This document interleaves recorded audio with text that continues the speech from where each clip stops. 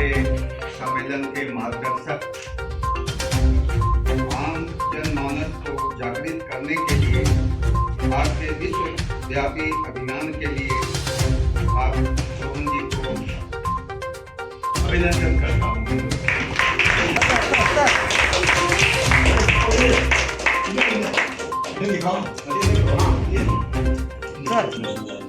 आज तो बेटे वीर बन गए हो। सर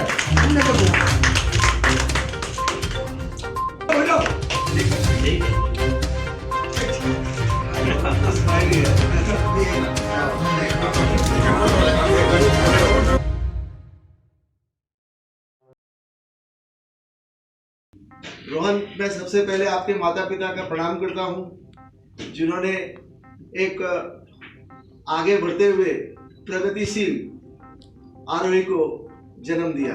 आपको शायद पता ही होगा, ये तीनों मीनिंग ये आपके नाम के हैं, अग्रिम क्रम में बढ़ते हुए, प्रगतिशील और आरोही। तो बेसिकली मेरा नाम रोहन अग्रवाल है। मैं नागपुर महाराष्ट्र से हूँ। मेरी उम्र 20 है और तकरीबन 2 साल पहले जब मैं 18 साल का था तब मैंने भारत की अपनी यात्रा की शुरुआत की थी। वाराणसी की पवित्र धरती से गंगा में स्नान कर 25 अगस्त 2020 को यात्रा शुरुआत करते हुए मैं यूपी के बाद राजस्थान, हरियाणा, दिल्ली, चंडीगढ़, हिमाचल, उत्तराखंड, मध्य प्रदेश, महाराष्ट्र, आंध्र प्रदेश, तमिलनाडु, कर्नाटक, केरला, गोवा, पौंडीचेरी, तेलंगाना, छत्तीसगढ़, उड़ीसा, झारखंड और अभी बंगाल पहुंचा। बंगाल मेरा 20वां राज्य है। तकरीबन 565 दे सकते हो चुका है। तकरीबन 10,000 किलोमीटर पैदल और 40,000 किलोमीटर लिफ्ट के सहारे से मैं यहाँ पे पहुंचा। ये यात्रा करने के बहुत सारे उद्देश्य हैं। उसका एक मुख्य उद्देश्य ये है कि लोगों को प्लास्टिक में जागरूक करना। प्लास्टिक एक ऐसी चीज है जो कि आज अपन हर जीवन में, हर रूप में, हर समय पर उसका उपयोग करते हैं, लेकिन क्या उसके बारे में सब चीज समझते हैं? मैं नहीं मानता। प्लास्टिक के बारे में मैं विरोध में हूँ, प्लास्टिक में पक्ष में भी नहीं, लेकिन प्लास्टिक मिसयूज के डेफिनेटली अगेंस्ट में। प्लास्टिक को बंद करना तकरीबन नामुमकिन सा कार्य है, क्योंकि प्लास्टिक तकरीबन हर चीज में मौजूद है।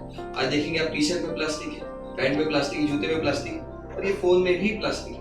तकरीबन अब हर चीज में प्लास्टिक है, तो प्लास्टिक को अपने जीवन से विलुप्त करना तकरीबन इम्पॉसिबल सा कार्य है। लेकिन हाँ, उसके दुष्परिणाम भी अपने को बहुत खतरनाक दिखते हैं। उसका मुख्य रूप में दुष्परिणाम दिखता है अपने को साधारण तौर पर, वो है चोक करने का, बंद करने का। जब भी प्लास्टिक जमीन के अंदर जाता है और चीज को चोक करता है, बंद करता है, उसके अंदर क्या होता है, जब भी जमीन में जाएगा वो एक परत बिछाएगा, इनर लेयर फॉर्म करेगा। इनर लेयर फॉर्म करने के बाद उसके नीचे की चीजें ऊपर नहीं आ पाएंगी और ऊपर की नीचे नहीं आ पाएंगी। जितने भी माइक्रो ऑर्गेनिजम्स है, मिनरल्स है, जितने भी रूट्स हैं और पानी है, सबकी क्वालिटी डिग्रेड होगी, क्योंकि आवाजाही नहीं होगी। किसी भी चीज की आवाजाही नहीं होती है, अब सबको मालूम है, इसकी जो क्वालिटी है वो डिग्रेड होती है। उसी तरीके से सबकी चीज होती है। अपने को खाना खराब मिलता है, अब जो उपजाऊ क्षमता है जमीन की वो खराब मिलती है। लेकिन यहाँ तक ही सीमित नहीं रहा है। आज साइंटिस्ट ने ऐसा डिस्कवर किया है जिसके आपको पता है, प्लास्टिक एक जीवन में पूरी एक ऐसी चीज है जो कि कभी विलुप्त होती ही नहीं। एक ऐसी चीज जो हरदम अमर रहती है। इसको कोई अमृत की जरूरत ही नहीं है। एक ऐसी चीज जो कि कभी समाप्त होती नहीं। इसका आपको उदाहरण और बाद में समझाऊंगा, लेकिन उसका एक बहुत प्रॉपर्टी है, वो है चोक करने की, बंद करने की। लेकिन साथ ही साथ उसका एक और प्रॉपर्टी है, वो है अपने आप को टुकड़े करने की। कभी समाप्त नहीं हो सकता, लेकिन आपको छोटे छोटे पार्टिकल्स में डिस्ट्रीब्यूट कर लेता है। क्योंकि सामान्य तौर पर समझने का प्रयास कीजिए कि एक पेपर है, अभी पेपर को मैं छोटे टुकड़े में बांट सकता हूँ और छोटे टुकड़े में बांट सकता हूँ। और मैं ऐसे टुकड़े में बांटा जो कि आपको आंखों से ना दिखे, लेकिन ये मौजूद तो है। वैसे ही प्लास्टिक काम करता है।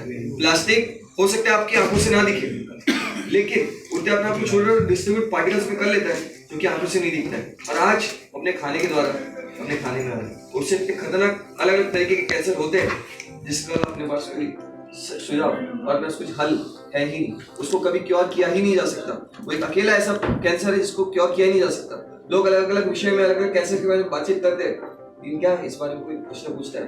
कभी नहीं। इससे अपने को लगेगा कि यार अपन अपने आप को दिक्कत दे रहे हैं, लेकिन ऐसा समस्या नहीं है। अपन अपने आप को ही नहीं, पूरे जीवन को, पूरे इकोसिस्टम को, पूरे पर्यावरण को दिक्कत देते हैं। उसको एक अच्छा स्वरूप अपने को दिखता है गाय के रूप में। दुख होकर बोलना पड़ेगा कि ज्यादातर मैं जो गौशाला जाता हूँ गाय की, वहाँ पे 50% जो गाय मरती है वो मरती है प्लास्टिक के कारण।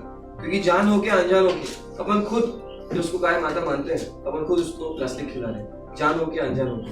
जब उसको खाना खिलाते हैं अपन प्लास्टिक की थैली में खिलाते हैं। क्या इतने भी अपन सजग नहीं हो सकते कि अपन जब भैया को खाना खिला रहे हैं बिना प्लास्टिक का खिलाए, कभी निकाल के खिलाते? आप कभी अगर जाओगे गंगा में, आपके जितने भी पाप है सब धुल जाते हैं। वैसे मेरे को लगा कि जो प्लास्टिक का समझने की कोशिश की है, अध्ययन किया और समझ में आया कि यार सरकारों के पाप तो एक जगह धुलते हैं, जिसका नाम है समुद्र। समुद्र में सरकारों के पाप कैसे धुलते हैं? सीधी सी बात है, सरल सी बात है। जितने भी कचरा रहेगा, अगर आपके सामने कुछ दिखेगा, आपको लगेगा यार ये कचरा तो मेरे सामने है, आपसे प्रश्न पूछेंगे, आप ये कैसा कर रहे हो, क्या काम कर रहे हो, प्रश्न पूछे जाएंगे। लेकिन अब अगर वो प्लास्टिक, अगर वो कचरा समुद्र में फेंका गया, कोई प्रश्न पूछना ही नहीं है, पता ही नहीं चलना है। इस वजह से आज पूरे विश्व की सरकारें हर साल 5.5 मिलियन मेट्रिक टन का प्लास्टिक समुद्र के अंदर डाल रहे हैं। 5.5 मिलियन मेट्रिक टन सोचने में भी कितना बड़ा संख्या लगता है, इसका आपको मैं समझाना चाहूंगा। 5.5 मिलियन मेट्रिक टन इतना होता है, आप सबको मालूम है कि समुद्र आज पूरे विश्व में सबसे ज्यादा मात्रा में है, पानी सबसे ज्यादा मात्रा में है। तो 70% तकरीबन जो हिस्सा है वो आज समुद्र में है।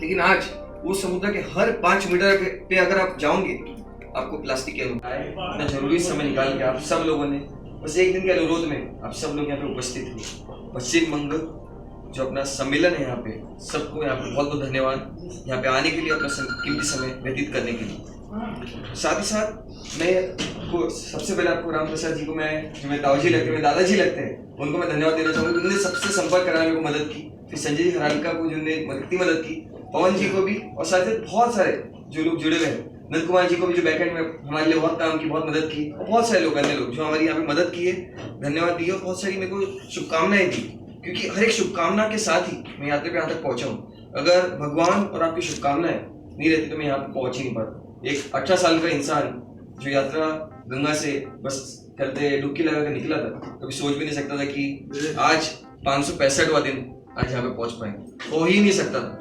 मैं एक दिन के बारे में नहीं सोच सकता था कि 565 दिन कहाँ पे रहते हैं। ये सब आप लोगों की दुआ से, आप लोगों की मदद से, आपकी सब लोगों की शुभकामना से ही हुआ।